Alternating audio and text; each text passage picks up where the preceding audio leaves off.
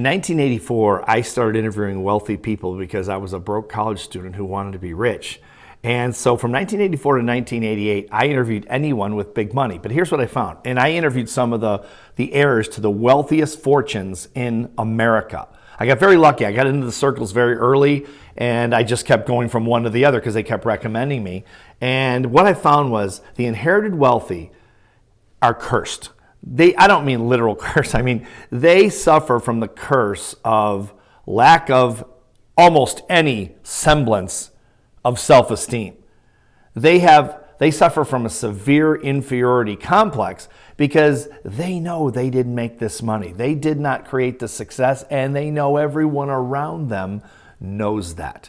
And that's why people, if you've ever heard, people that win the lottery, people that have these massive windfalls of money somehow, and they discover oil in their backyard or some crazy thing, they lose the money very quickly. Why? Because they know they didn't deserve it. They don't feel deserving of it. So either consciously or unconsciously, they lose the money. Okay, so after 1988, I stopped interviewing these inherited rich people because I realized they were the most miserable people I've ever met in my life. These people were ready to jump off a bridge. I mean, I'm talking about people born with billions of dollars. Okay, so fast forward, Donald Trump is a perfect example of the curse of the inherited rich. Donald Trump inherited, in today's dollars, would be about $400 million, contrary to what he says. Of course, he lies about everything, but $400 million. Now, Fred Trump, his father, who I never met, okay, but I know a lot of people that have met him, said that he was a very smart guy. He thought Donald was a dunce. He said it publicly a few times. He sent him to a military school to get rid of him when he was a kid. Donald Trump's mother even said he wasn't that bright. But Donald Trump's been trying to prove himself to himself his entire life, okay? That's why he sort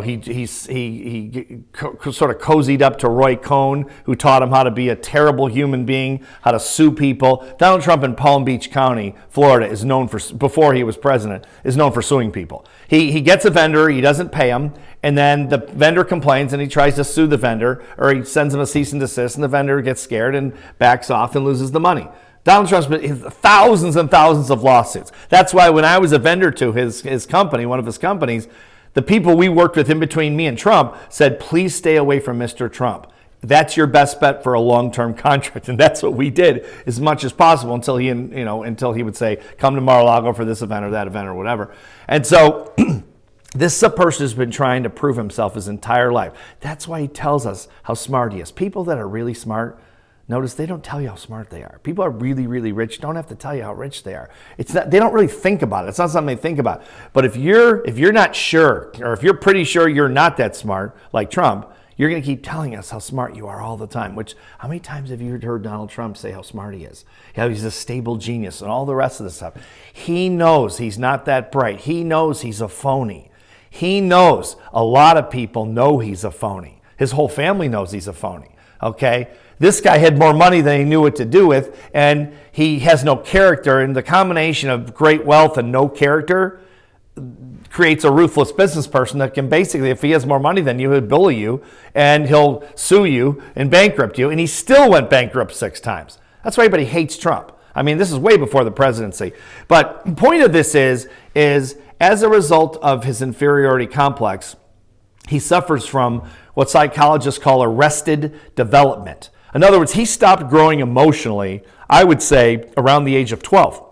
That's why he responds like a child. When Meryl Streep criticized him, says, "Well, she's the most overrated actress in history." He sounds like a child, like a petulant 12-year-old child, and emotionally, technically, he really is. This is why he responds like this. Okay, this is a sick human being. He's really sick. He actually really needs help. Of course, he'll never get it. Okay, he's still in the phony. He's still trying to prop himself up and pretend, that he's this great success and he's this great genius and all the rest of it. Unfortunately, this can lead to a lot more danger than most people recognize. I think psychologists recognize it. I think people that study human behavior for a living, researchers realize this. Okay, I recognize it because I've interviewed, rich people and I've pretty good at dissecting their mentality after writing 4 books about it after 41 years. And he has the potential to become far more dangerous than he is. It's one thing to tell us how smart you are and how rich you are and all these things, and it's another, we've handed him the keys to the kingdom. That was the dumbest thing America has ever done, was elect a sociopath to the presidency, a man with no character that now has unlimited power. I'm not saying Trump is Hitler, but I will tell you this, and not mince words for a second. He has the potential to become Hitler because he will go to any length whatsoever, okay, to prove to himself that he is as smart as he claims to be. He knows it's not true. He knows he's not that bright. He knows he inherited his money. He knows he's a lousy business guy. He knows he has no character. He knows he's ruthless. This combination, okay, of things could lead him to do what Hitler did. Do you think Hitler started out being Hitler?